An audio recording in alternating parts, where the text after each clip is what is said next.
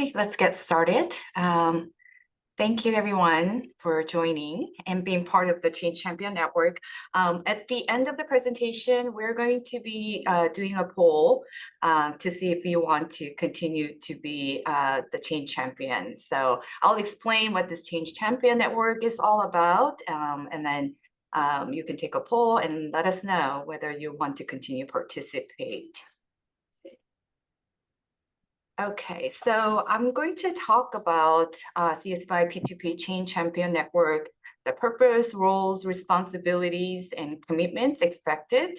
And then I'll give status update on CSUBUY P2P implementation. And then I'll finish with information on P2P roles and delegation fiscal authority if you haven't heard about it yet. Okay, so Change Champion Network for P2P will serve as a key communication channel, providing myself as a project lead and the teams with tools and insights they need to effectively engage and collaborate with campus end users. I want to emphasize that this is a separate group from the CSU Multi-University Collaboration Initiative. I know some of you are part of that Change Champion Network as well. Wanted to let you know that this is something different. So that CSU Multi-University Collaboration Initiative is something that Kristen Alberto leads, and that's at a higher level. And this Change Champion is, we're focusing more on the CSUBUY P2P. We invited more of the power users and then MPPs we try to invite at least, one MPPs from each of the department. So you can go back and share the information with your team.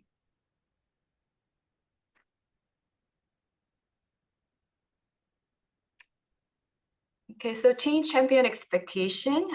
So you'll need to attend and actively participate in monthly Change Champion Network meetings. So we're going to have a meeting once a month.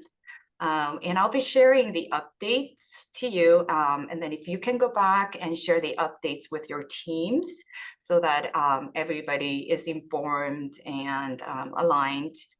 And then you can also provide any feedback or concerns from your teams to us as well. So if there are any comments that you've heard from your teams, then you can share those with me or other people on our team. What we ask you to do also is actively promote the benefits of CSUBUY P2P. I know it's a change. Sometimes a lot of people will see it as more of the difficulty in terms of getting used to the new system. So if you can actually promote all of the benefits of CSUBUY P2P, that will really help us. And also participate in testing and training before and after go live to support adoption. And I just wanted to emphasize that your involvement is essential to making this transition smooth and successful. Okay. So wanted to give you the updates of what's been accomplished, what's currently in progress, and what's coming next. So we have done a lot of CSUBUY intro sessions with various groups, departments, and divisions. But if I haven't reached out to maybe your area or you think that intro session will benefit, then please let me know. I can always do a session with your team. We have launched CSUBUY P2P website. It's in the contracts and procurement. And Brenda, if you can put the link to the website in the chat, that'll be great. We've been distributing monthly updates. So every month we actually get a monthly update from the chancellor's office, and we've been sharing those with you. And we completed configuration and pay cycle text. So we have homework that's been assigned, and we've been completing those homework, and we sent out the blanket PO communication as well. So what's currently in progress, we're obtaining approvals for the delegation of fiscal authority roles and levels and DOA policy. We are working with departments assigning CSUBUY P2P roles when we're launching this Change Champion Network. and we're continuing the development of CSUBUY P2P website. What's coming next? We are going to be finalizing the policy. We are going to be putting the DOA policy into the DOA website, as well as the DOA matrix. So I'll talk about the DOA a little bit more in the later slides. And we'll be completing the CSUBUY P2P website, verifying suppliers' contact information to make sure that the suppliers are onboarded. And then I did send out the end user, some of you, if you're a compliance approver demo series, if you haven't received it, or if you received it, please feel free to forward those information to your team as well. And the campus team will be participating in the Train the Trainer workshop, and then we'll come back and become the trainer for the campus. And then also in September, we'll be participating in the user acceptance testing. So that's also happening as well. Okay, so some of you might have heard or attended my presentation on the P2P roles, but if you haven't, I just wanted to share the roles that we're working with the departments to assign. So there are shopper, requester, approver roles. The shopper role creates shopping carts and assign carts to a requester, and then the requester will be the ones who's actually submitting. And then the DOA approver will be approving those requisitions. Okay, they're having some questions. So the department codes, so I've been pulling all of the department codes for your unit and providing it. So if the department code is no longer in use or you're not purchasing things out of that department, you may leave it blank.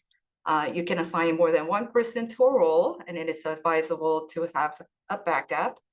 A level 3 approver can be assigned to both level 3 and level 4 approvals, but you cannot assign a level 4 approver to a higher dollar threshold. And then you can designate a substitute approver for a specific period of time. And then there is an option to add an ad hoc approver, but that should be really rarely used. Okay, and this is our proposed DOA levels. So as you can see, level 1, the highest, president, vice president or CFO. Level 2, the provost, deputy provost, vice president, division heads. Level 3, the deans, associate deans, assistant vice presidents, associate vice presidents are all in level 3. Level 4, department chairs, project director, senior director, all the directors, and then as well as the budget manager, academic resource manager are in level 4. And then level 5 are non-MPPs. Okay, and this is a proposed value limit. So again, it's in the process of getting approved by the cabinet. So for the contract, so we're just focusing on the contracts and procurement for the DOA roles assignments. These other areas are going to be added later on. So I'll be reaching out for those other areas probably after the implementation of P2P. So level 1 unlimited, level 2 up to 5 million, level 3 up to 2 million, and level 4 up to 500,000.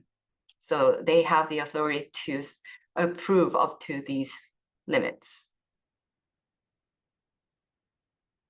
Okay, so that's all I have. Does anybody have any questions? Okay, again, so we are going to be having another meeting next month.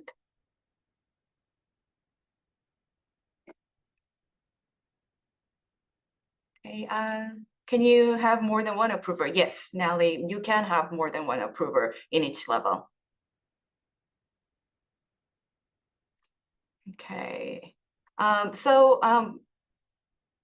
have invited people based on the power user listing that I got from accounts payable and procurement. But if you think that maybe someone else can attend and be the change champion, then feel free to let us know. So can you provide examples of when we would want to use shopper levels? So shopper levels are usually the person that would shop, like you have maybe ASC ones that can help ordering things, and then someone else that can submit it. You can leave the shopper role blank, so the requester can do the shopping as well. Or if you have a new employees, maybe not very familiar with the system yet, and maybe they can be the shopper as well. Hi, Carolyn. Sorry, Yes. so if we have so our departments only have one staff, so then we wouldn't really be utilizing shopper then, correct? Yeah, correct. So you can put, yeah, that person as a requester, then that person can do everything. Okay, all right, thank you. If you don't have a level 4 approver, does it auto roll up to level 3 regardless of the amount? So if you don't have level 4, you can put level 3 into level 4 as well. So level 3 person will be level 3, and then level 4, the same person. Do you have anticipated date or time for monthly meetings? So I'll be scheduling another one probably the last week of August, and they're going to be a Zoom meeting. Okay, so Brenda,